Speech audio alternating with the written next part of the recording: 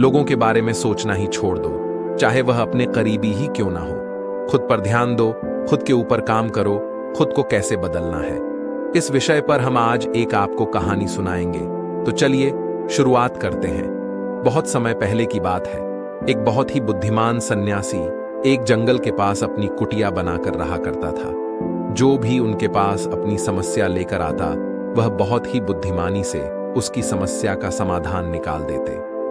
एक दिन वह वहीं पास के ही एक गांव में भिक्षा न के लिए गए। जब वह भिक्षा मांगकर वापस लौट रहे थे तो रास्ते में उन्हें एक युवा व्यक्ति ने रोक लिया और कहा, मैंने सुना है कि आप किसी भी समस्या को बड़ी बुद्धिमानी से सुलझा देते हैं। हालांकि मुझे तो ज्यादा विश्वास नहीं कि आप मेरी इस जटिल समस्या को सुलझा पाएंगे, लेकिन मैंने लोगों से आपकी बुद्धिमानी के बहुत से किस्से सुन रखे हैं। इसलिए मैं आपसे एक बात जानना चाहता हूं कि हमें किसी भी काम में असफलता की घबराहट क्यों होती और हम अपने किसी भी लक्ष्य को असफलता के घबराहट के बिना कैसे प्राप्त कर सकते हैं। युवा व्यक्ति का यह प्रश्न सुन बौद्ध सन्यासी मुस्कुराए और बोले, मैं तुम्हारे इस प्रश्न का उत्तर जरूर दूंगा और उसके बाद से तुम्हारी सारी घबराहट भी खत्म हो जाएगी, लेकिन उससे पहले तुम्हें मेरे साथ मेरी कुटिया तक चलना होगा।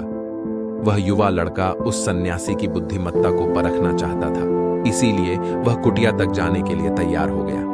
इसके बाद वह बौद्ध सन्यासी उस लड़के को अपने जंगल के पास बनी कुटिया में लेकर आए, लेकिन तब तक शाम हो चुकी थी, इसीलिए वह भोजन करके सो गए। अगले दिन जब वह उठे तो बुद्धिमान सन्यासी ने उस लड़के से कहा, चलो आज मैं तुम्हें जंगल की सैर करा के लाता हूं। और वह दोनों जंगल की तरफ निकल पड़े।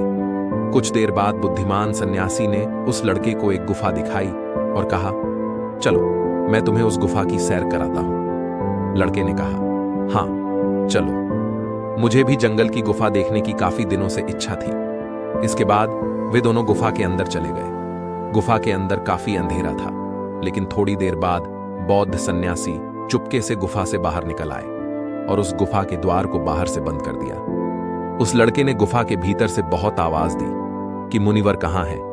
आप कहाँ चले गए? मुझे जवाब क्यों नहीं दे रहे? लेकिन बहुत देर तक कोई जवाब न मिलने के बाद वह घबरा गया और घबराकर गुफा के द्वार की तरफ भागा। जैसे ही वह गुफा की प्रवेश द्वार पर पहुंचा, वह हैरान रह गया। यह क्या? यहां तो किसी ने गुफा के द्वार को बाहर से बंद कर दिया है। अब मैं बाहर कैसे निकलूंगा? अब वह अकेले अकेले उस अंधेरी गुफा में काफी भयभीत और परेशान हो गया। वह सोचने लगा कि कहीं उस सन्यासी ने उसे मारने की योजना तो नहीं बनाई थी। अब वह गुफा में इधर उधर घूमकर बाहर निकलने का रास्ता ढूंढने लगा। वह गुफा में काफी देर तक इधर उधर भटकता रहा, लेकिन उसे बाहर निकलने का कोई रास्ता नहीं मिला। अब उसे जोरों की प्यास और भूख भी लग रही थी, इसीलिए वह शांत होकर एक जगह बैठ गया। तभी उसे एक सुरंग से सूर्य की रोशनी आती हुई दिखाई दी और उस रोशनी आने वाली सुरंग तक पहुंचना बहुत ही कठिन था, क्योंकि चारों तरफ बस अंधेरा ही अंधेरा था और वह सुरंग भी काफी ऊंचाई पर थी। पर फिर भी वह तुरंत उठा और अपनी सारी भूख प्यास को भूलकर अपना सारा ध्यान उस गुफा से बाहर निकलने पर लगा दिया। काफी मेहनत और प्रयास करने के बाद वह उस सूर्य की रोशनी आने वाली सुरंग तक पहुंच गया और कुछ दूर तक उस सुरंग में ही ऊपर चढ़ता गया। तभी अचानक उसे वह सन्यासी हाथ आगे बढ़ाता हुआ दिखाई दिया। वह लड़का झट से उस सन्यासी का हाथ पकड़कर बाहर आ गया और बाहर निकलते ही उस सन्यासी को गुस्से से चिल्लाकर कहा, मुनिवर, आप पागल हो गए हैं। आप मुझे अंधेरी गुफा में अकेले छोड़कर आ गए। आपको पता है मैं कितना भयभीत हो गया था और मुझे कितने जोरों की प्यास लगी है। उस सन्यासी ने मुस्कुराते हुए उसे पानी दिया और कहा, अब मेरी बातों को ध्यान से सुनना। तुम इस गुफा के बाहर सिर्फ 2 कारणों की वजह से निकल पाए, जिसने तुम्हें इस गुफा से बाहर निकलने के लिए मजबूर किया। पहला कारण, क्योंकि तुम्हें जोरों की प्यास और भूख लगी थी, और दूसरा कारण, तुम्हें वहां घुटन महसूस हो रही थी, क्योंकि तुम्हें मित्रों और परिवार वालों के साथ रहने की आदत पड़ चुकी है। अब मैं तुम्हें 2 मुख्य कारण बताता हूं जिसकी वजह से तुम इस गुफा से बाहर निकल पाए। पहला कारण, क्योंकि तुम्हारे साथ वहां यह कहने के लिए लोग नहीं थे कि इतने अंधेरे में इतनी ऊंचाई पर तुम उस सुरंग तक कैसे पहुंच पाओगे, यह तो असंभव है। और दूसरा कारण, वहां यह कहने के लिए भी लोग नहीं थे कि चलो कोई दूसरा रास्ता देखते हैं। इससे भी आसान रास्ता मिल जाएगा और हम बहुत आसानी से इसको फिर से बाहर निकल जाएंगे। सफलता प्राप्त करने का नियम भी कुछ ऐसा ही है। ये तो मैंने तुम्हें सफलता कैसे प्राप्त करी इसकी एक छोटी सी दुनिया बनाकर दिखाई है, और वास्तविक दुनिया इससे कहीं अधिक जटिल होती है। वहां हमें सलाह देने के लिए बहुत से फलत लोग मिल जाते हैं जो खुद तो कुछ कर नहीं पाए, लेकिन हमें ज्ञान देंगे कि यह मत करो, यह बहुत कठिन है, यह तुमसे ना हो पाएगा, इससे अच्छा तो तुम वह काम कर लो, उसमें तुम्हें निश्चित रूप से सफलता मिल जाएगी। और ऐसे ही वह हमारे दिमाग को भटका कर चले जाते हैं और हमें खुद पर संदेह होने लगता है। सफलता ना मिलने का एक बड़ा कारण यह भी है कि सफलता प्राप्त करने की प्रक्रिया बहुत लंबी होती है, और यहां जब हमारा मन घंटों घंटों में बदल जाता है तो फिर लक्ष्य प्राप्ति के महीनों और सालों के प्रयास में ही हमारा मन क्यों नहीं बदलेगा। हमारा मन बदल ही जाता है और हम उस रास्ते को छोड़कर अलग अलग राष्ट्रीय अपनाने लगते हैं। गौतम बुद्ध अक्सर अपने शिष्यों से कहा करते थे कि परेशानियां हमें तभी दिखती हैं जब हमारा ध्यान हमारे लक्ष्य पर नहीं होता, और यह बात 100% सही है। जैसे जब एक तीरंदाज तीर मारने वाला होता है तो वह अपनी एक आंख को बंद कर लेता है और दूसरी आंख से सिर्फ लक्ष्य को देखता है, तब जाकर वह अपने लक्ष्य को भेद पाता है। ठीक इसी प्रकार हमें सफलता का डर तभी लगता है जब हमारा ध्यान अपने लक्ष्य पर ना होकर रास्ते पर आने वाली कठिनाइयों पर होता है। तो तुम इस गुफा से बाहर इसीलिए निकल पाए क्योंकि तुम्हें गुफा के अंदर सुरंग से आने वाली रोशनी के अलावा और कुछ दिखाई नहीं पड़ रहा था। अगर उस गुफा के अंदर प्रकाश होता तो तुम वहां के बड़े बड़े गड्ढों और कीड़े मकोड़ों को देखकर डर जाते और वहीं भटकते रह जाते। इसीलिए अपना सारा ध्यान केवल अपने लक्ष्य पर टिकाए रखो, और आसपास क्या हो रहा है, लोग क्या बोल रहे हैं, उस पर ध्यान देना बंद कर दो। तुम्हारे मित्र और रिश्तेदार क्या कर रहे हैं, उन्हें सफलता मिली कि नहीं, यह सब देखना बंद कर दो और केवल खुद के काम पर ध्यान दो। फिर देखना कि जब तुम्हारा समय आएगा तो लोग खड़े होकर तुम्हारे लिए तालियां बजाएंगे। और इतना कहकर वह बुद्धिमान सन्यासी मौन हो गए। उस युवा लड़के ने कहा, मुनिवर, आपने तो आज मेरी आंखें ही खोल दी। आपने कही हर एक बात में ही मुझे बुद्धिमानी नजर आई। आप सच में बहुत बुद्धिमान हैं, इसीलिए सभी आपको बुद्धिमानी का लोहा मानते हैं। मैं आपको वचन देता हूं कि आज से मैं मेरे मन को कभी भी असफलता के डर से नहीं सताऊंगी। मैं अपना पूरा ध्यान सिर्फ अपने काम पर लगाऊंगा और जल्दी ही एक सफल व्यक्ति बनकर दिखाऊंगा। इतना कहकर उस लड़के ने बुद्धिमान सन्यासी का धन्यवाद किया और वापस अपने गांव चला गया। तो दोस्तों, चलिए इसके बाद की इससे भी अच्छी कहानी की शुरुआत करते हैं। पुराने समय की बात है। नगर में रहने वाला सबल नाम का एक लड़का अपनी जिंदगी से बहुत निराश था। उसकी निराशा का कारण यह था कि वह अब तक कुछ भी नहीं कर रहा था। उसके माँ बाप उसे ताने मारते कि तेरे सारे मित्र कुछ ना कुछ कर रहे हैं, लेकिन तू अभी भी घर में ही बैठा हुआ है। मित्रों के बीच भी अक्सर उसका मजाक ही बनता। वह कहीं जाता तो लोग उससे पूछते कि क्या कर रहे हो। उसे यह बताने में बड़ी शर्म आती कि अभी वह कुछ भी नहीं कर रहा। धीरे धीरे उसने रिश्तेदारों के यहां जाना और लोगों से मिलना जुलना कम कर दिया। वह ज्यादातर समय अपने घर में ही बैठा रहता। वह अकेले में रोता, भगवान को कोसता और अपनी किस्मत को दोष देता। अब उसे अपनी जिंदगी बोझ सी लगने लगी थी। कभी कभी वह सोचता कि जब वे कुछ करने के लायक ही नहीं है तो फिर उसके जिंदा रहने का भी क्या फायदा, उसे तो मर जाना चाहिए। एक दिन वह अपने नगर की एक सड़क से गुजर रहा था। तभी उसने देखा कि एक गुरु दुख के ऊपर प्रवचन दे रहे हैं। वह भी वहीं भीड़ में पीछे बैठ गया और गुरु के प्रवचन सुनने लगा। गुरु बोल रहे थे कि दुख एक गुरु की भांति होता है जो हमें जीवन की सच्चाई दिखाता है और हमें सही से जीवन जीने का तरीका सिखाता है। आप चाहे तो अपने दुख रूपी गुरु से जीवन जीना भी सीख सकते हैं, और चाहे तो उस दुख में डूबकर बैठकर रो भी सकते हैं। सबल भी गुरु की यह सारी बातें ध्यान से सुन रहा था, लेकिन उसे गुरु की यह बात सही नहीं लगी। उसने खड़े होकर कहा, दुख कुछ भी सीखा कर नहीं जाता, सिर्फ पीड़ा देकर जाता है। दुख की पीड़ा अनंत होती है। ऐसा लगता है इसके बाद कुछ भी नहीं होने वाला, कुछ भी नहीं मिलने वाला। मृत्यु भी उसके सामने छोटी लगने लगती है। गुरु ने कहा, आखिर क्या दुख है तुम्हें? सबल ने अपना सारा दुख गुरु के समक्ष कह सुनाया और पूछा, क्या आपके पास मेरे इस दुख का कोई समाधान है? गुरु मुस्कुराए और बोले, जिस दिन तुम्हारे पास सच्चा दुख आए उसी दिन मेरे पास लौट कर आना। मैं तुम्हारे दुख का समाधान अवश्य करूंगा। इतना कहकर गुरु वहां से चले गए। सफल ने सोचा, क्या मेरा दुख सच्चा नहीं है? क्या जिस दुख से मैं गुजर रहा हूं वह झूठा है? कोई भी मेरे दुख को नहीं समझ सकता। जब मां बाप नहीं समझ पाई तो गुरु क्या समझेंगे? अपने दुखों से परेशान होकर सफल ने एक निर्णय लिया कि अब वह कुछ करके दिखाएगा। उसने एक छोटा सा व्यापार शुरू किया, लेकिन उसमें उसे सफलता नहीं मिल रही थी। पर उसके घर वाले खुश थे कि वह कुछ तो प्रयास कर रहा है। वह अपने व्यापार में जुटा रहा और उसे धीरे धीरे सफलता भी मिलने लगी। फिर उसने रफ्तार पकड़ ली और सिर्फ 3 साल के अंदर ही वह एक बड़ा व्यापारी बन गया। अब सबल के चारों तरफ ऐसे बहुत से लोग थे जो उसकी चिंता करते थे, उसे पसंद करते थे, उसके काम की प्रशंसा करते थे। अब उसके घर वाले भी उसकी प्रशंसा करते नहीं थकते थे। दिन प्रतिदिन उसके मित्रों की संख्या बढ़ती जा रही थी। अब वह अपनी जिंदगी से बहुत ही खुश था। उसके कुछ मित्रों ने उसे सलाह दी कि जब तुम बड़े व्यापारी बनकर इतने खुश हो तो सोचो कि अगर तुम इस नगर के, इस राज्य के सबसे बड़े व्यापारी बन जाओ तो तुम्हारे पास कितना सुख होगा, कितने लोग तुमसे जुड़ना चाहेंगे, तुम्हारा कितना नाम फैले, स्वयं राजा भी तुमसे मित्रता करना चाहेंगे और जरूर पड़ने पर तुमसे ही धन उधार लेंगे। मित्रों की यह बात सल के मन में घर कर गई। अब उसने और भी धन कमाने का प्रयास शुरू कर दिया, लेकिन उसे यह सब कुछ बहुत ही जल्दी चाहिए था। वह यह सब कुछ प्राप्त करने में अपना ज्यादा समय बर्बाद नहीं करना चाहता था। इसीलिए उसने ऐसे भी कार्य करने शुरू कर दिए जो उचित नहीं थे। उसने बड़ी मात्रा में अपने मित्रों से धन उधार लेना शुरू कर दिया। ज्यादा मुनाफा कमाने के लालच में अपने सामान में मिलावट करने लगा। उसने दूसरे व्यापारियों के खिलाफ षड्यंत्र भी रचे, उन्हें डराया, धमकाया। जैसा जैसा उसके मित्र उससे कहते गए वह वही करता गया। वही इन तरीकों से ज्यादा धन तो कमा रहा था, लेकिन अब उसके जीवन में सुकून ही रह गया था। उसके मन की शांति गायब हो गई थी।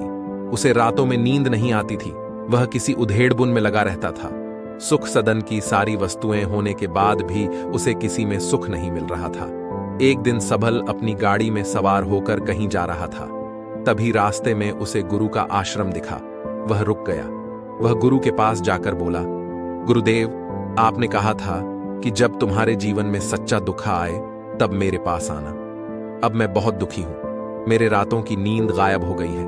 मुझे कहीं सुकून नहीं मिल रहा। इस तरीके से सबल ने अपनी सारी समस्या गुरु के सामने कह सुनाई।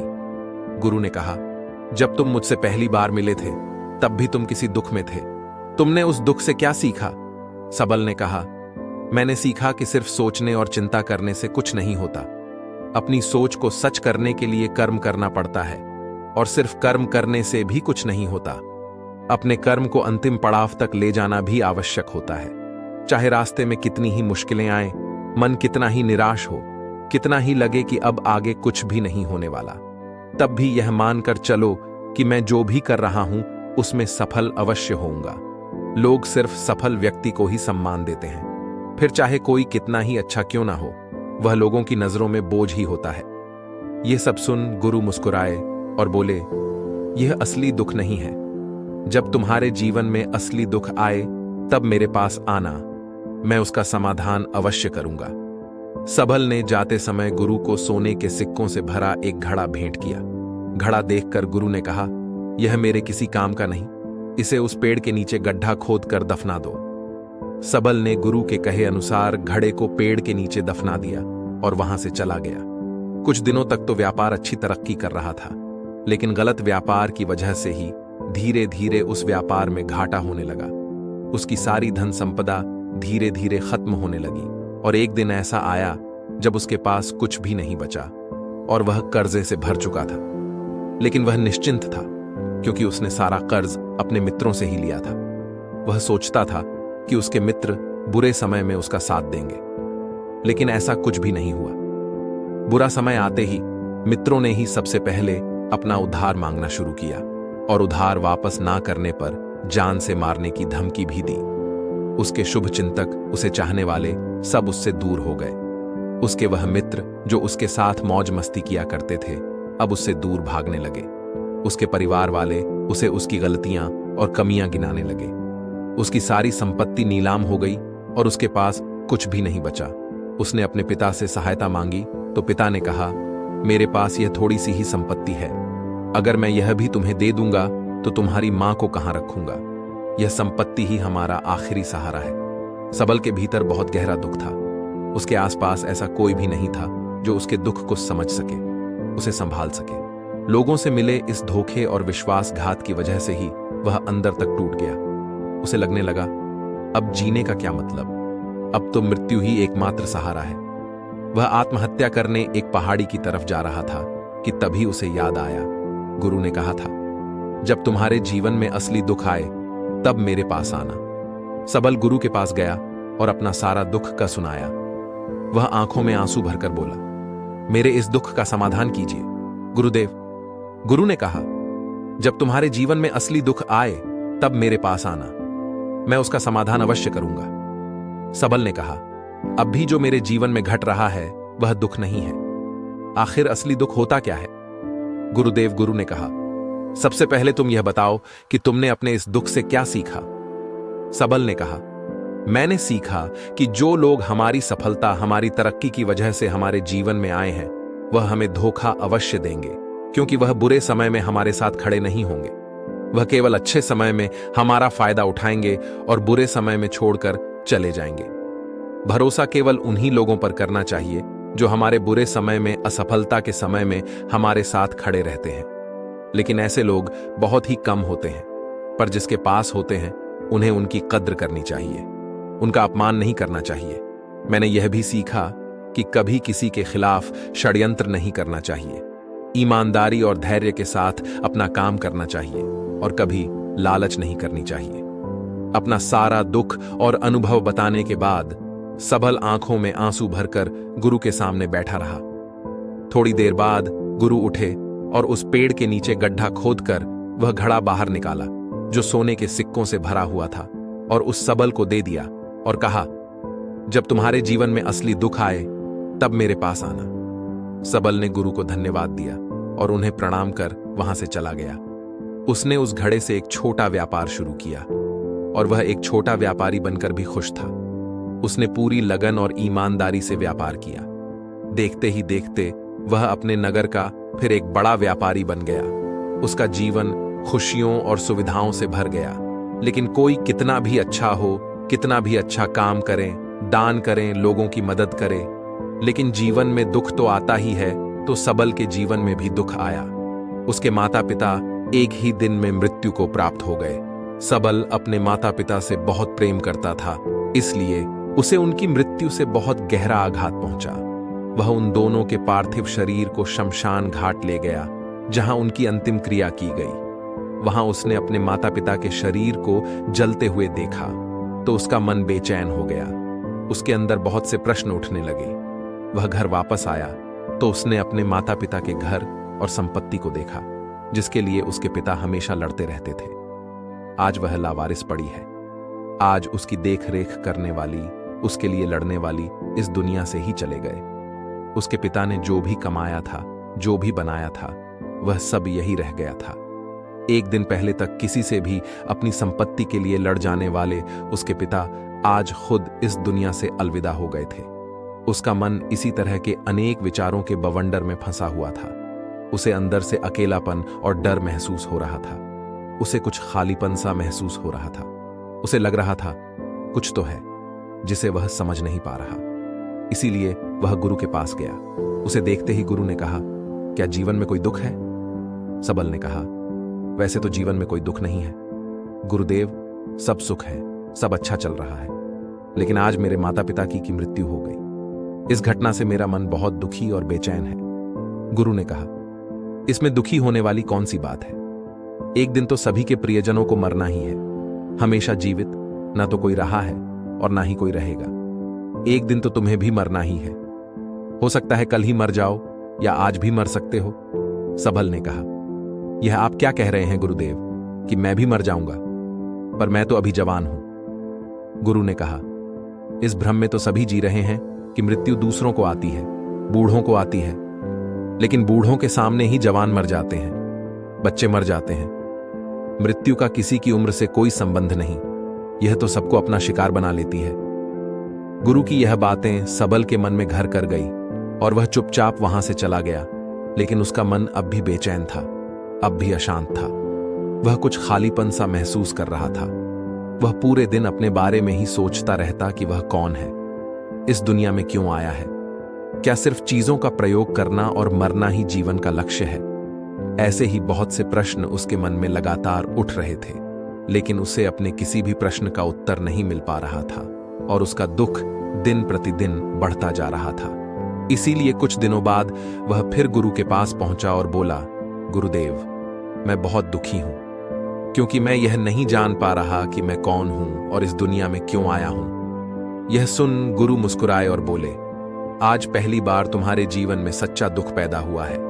वास्तव में यही है जो दुख कहलाने के लायक है, कि हमें पता नहीं कि हम कौन हैं, क्यों आए हैं, क्या करना है, कैसे करना है। सबल ने कहा, गुरुदेव, मेरे इस दुख का समाधान कीजिए।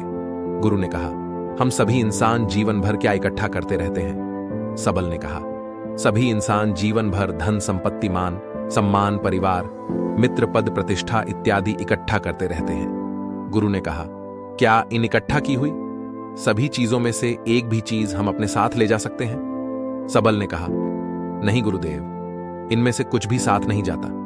मेरे माता पिता के साथ भी कुछ नहीं गया, सब तो यही छूट गया, घर, परिवार, संपत्ति, सब कुछ। गुरु ने कहा, अब मेरी बातों को ध्यान से सुनना। इस दुनिया में हमें जो इकट्ठा करना चाहिए वह तो हम कभी इकट्ठा करते ही नहीं। चीजें हमारे सामने ही होती हैं, लेकिन हम उन्हें देखने का प्रयास ही नहीं करते। इस दुनिया में हमें जिस चीज को इकट्ठा करना है वह हम खुद हैं। हमें खुद को ही इकट्ठा करना है, ताकि जब मृत्यु हो तो हम एक हो सके और स्वयं को पहचान सके। हम भीतर से बटे हुए हैं, प्रेम में, नफरत में, क्रोध में, जलन में, क्रूरता में, धन में, संपत्ति में, पद में, प्रतिष्ठा में, मान में, पहचान में, धर्म में, जाति में, ऐसे ही सैकड़ों हजारों चीजों और वासनाओं में हम बटे हुए हैं। हम टुकड़ों में जीवन जी रहे हैं। इस बंटवारे की वजह से हमारी चेतना कभी एक नहीं हो पाती।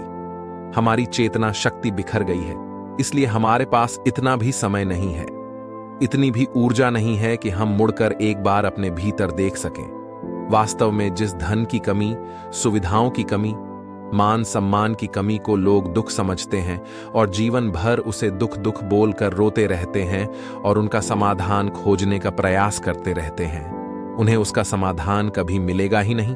क्योंकि जिन्हें लोग दुख कहते हैं वह असली दुख है ही नहीं। वह तो सिर्फ इंसान की चाहत है, उसकी इच्छा है, जिसकी पूर्ति कभी नहीं की जा सकती। इसीलिए यहां व्यक्ति को ऐसे दुखों का कभी समाधान मिला ही नहीं। इसीलिए इन सब के ऊपर अगर अपने दुखों का परम समाधान चाहिए तो सबसे पहले अपने आप को इकट्ठा करो।